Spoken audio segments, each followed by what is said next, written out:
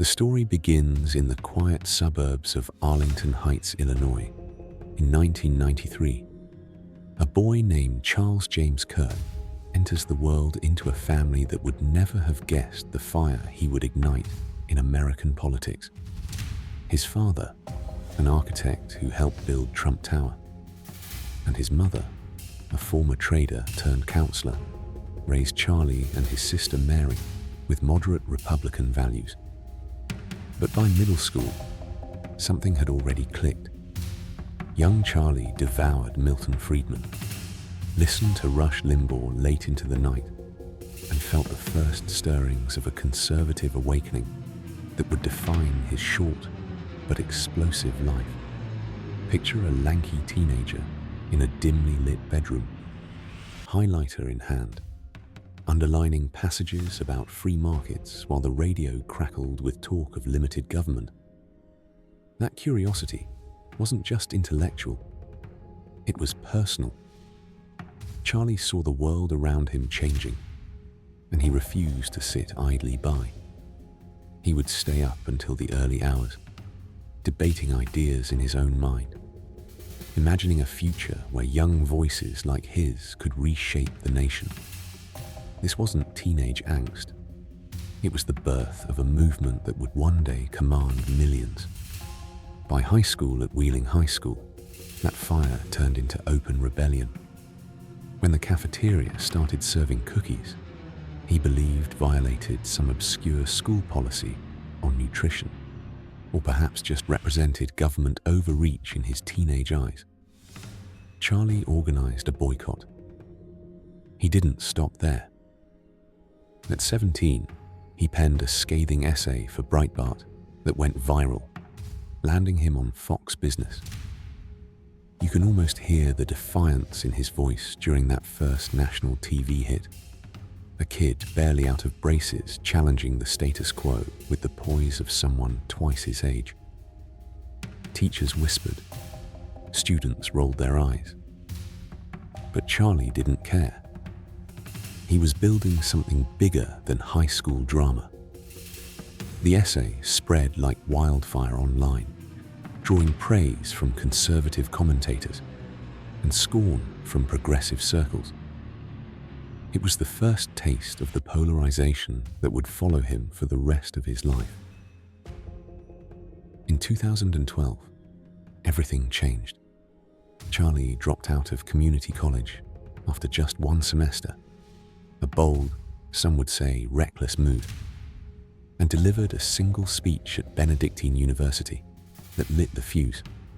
Standing before a modest crowd, his tall frame commanding the stage even then, he spoke with raw passion about the need for a conservative youth movement. Bill Montgomery, another young activist, was in the audience. The two shook hands afterward, and Turning Point USA was born in that moment. What started as a single table on a college quad exploded into a national phenomenon. Chapters popped up overnight on campuses from coast to coast. Charlie traveled relentlessly, sleeping in cheap motels, fueling himself on black coffee and conviction. By 2016, Charlie had forged an unbreakable alliance with Donald Trump. TPUSA buses rolled into rallies, chapters sprouted on hundreds of campuses, and Charlie became the face of a new generation of conservatives who weren't afraid to debate professors or face down leftist protesters. The partnership was strategic and electric. Backstage meetings revealed Charlie's sharp political instincts, advising on youth outreach that would prove decisive in swing states. The growth was meteoric and controversial. Viral campus tours featuring Prove Me Wrong tables drew massive crowds and equally massive backlash. Charlie's podcast skyrocketed to 750,000 daily downloads. Books flew off shelves. He navigated January 6th scrutiny with the same unyielding confidence that defined him, always framing it as free speech under fire. Through it all, his personal life anchored him. In 2021, he married Erika Kirk, the former Miss Arizona USA, with her own athletic background and sharp intellect. Their wedding was intimate, yet powerful, two driven souls uniting under the weight of public scrutiny. Soon came children, a daughter and son, and tender family moments that humanized the firebrand the public saw on stage. Erika stood by him through every controversy, every death threat, every late-night strategy session. Late evenings at home showed a different Charlie, the devoted father reading bedtime stories, the husband who would pause world-changing plans to help with diapers or share a quiet laugh. These private glimpses revealed the man behind the movement, ambitious yet grounded, fierce yet loving. As 2024 rolled into 2025, Charlie's You're Being Brainwashed tour helped deliver historic victories. The American Comeback Tour was meant to be the victory lap. On September 10, 2025, at Utah Valley University in Orem, Utah, the sun beat down on a packed outdoor courtyard. 3,000 students cheered as 31-year-old Charlie Kirk, sharp in his Navy suit, took the podium. He was mid-sentence, answering a question about mass shootings of all things, when the world shattered. At 12:23 p.m., MDT, a single supersonic crack split the air. A bullet fired from 175 yards away, on a distant rooftop, tore into his neck. Arterial spray painted the podium red.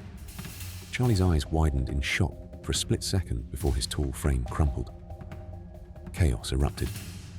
Screams, running feet, students diving for cover. Police swarmed. Within minutes, he was rushed to Timpanogos Regional Hospital, but the damage was irreversible. Charlie Kirk was pronounced dead. The final moments replay in grainy cell phone footage. The confident gesture frozen mid-air, the sudden crimson mist catching the sunlight, the body folding like a puppet with cut strings. Eyewitnesses later described the sound as a whip crack that cut through cheers, turning celebration into terror in an instant. The manhunt was immediate and intense. FBI agents and local police scoured the rooftop. They found a towel-wrapped Mauser rifle, cartridge casings, shoe impressions, a palm print. Trace evidence painted a picture of a calculated shooter who had planned his escape. Less than 48 hours later, 22-year-old Tyler James Robinson turned himself in, accompanied by his father. DNA on the trigger and rifle matched him perfectly. Ballistics confirmed the fatal round. Robinson faced 10 counts, including murder, with prosecutors seeking the death penalty. Court filings revealed a troubled young man with no clear motive beyond ideological rage, a chilling reminder of how words on screens can translate into real-world violence. Investigators reconstructed every second. Robinson climbing the building under cover of early morning, positioning the rifle with military-like precision, waiting for the perfect sightline, then vanishing into the surrounding woods before ditching the weapon. Early tips flooded hotlines, possible sightings, suspicious vehicles, creating red herrings that stretched law enforcement thin. Yet the DNA link was ironclad, turning a chaotic scene into an airtight case.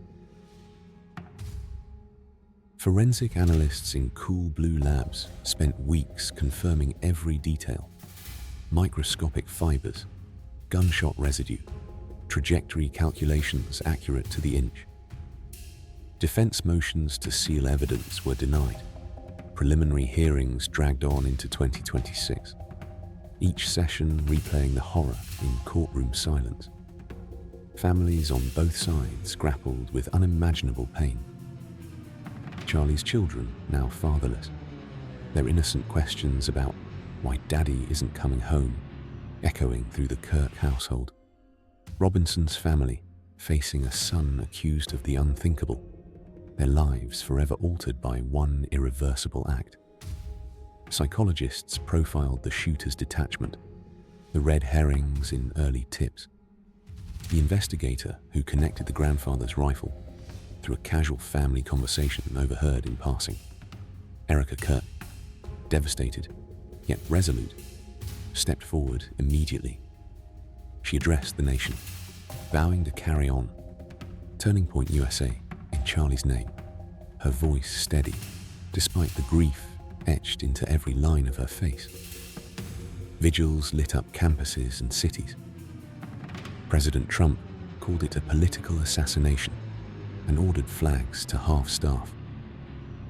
The case exposed deep fractures in America's soul, political violence that no side could ignore. Through every twist, the human cost remained front and center. Friends recalled Charlie's infectious laugh backstage, his late-night texts about strategy, his unwavering belief that young people could reclaim the country.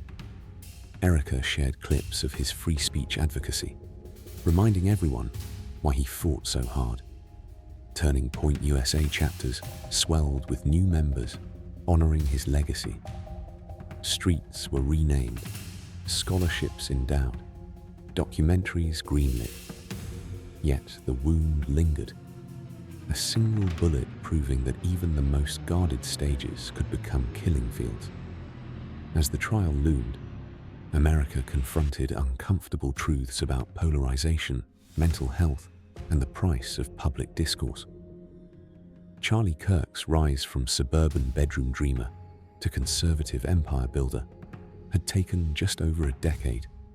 His assassination cut it short in seconds, but the movement he built endures, carried forward by those he inspired.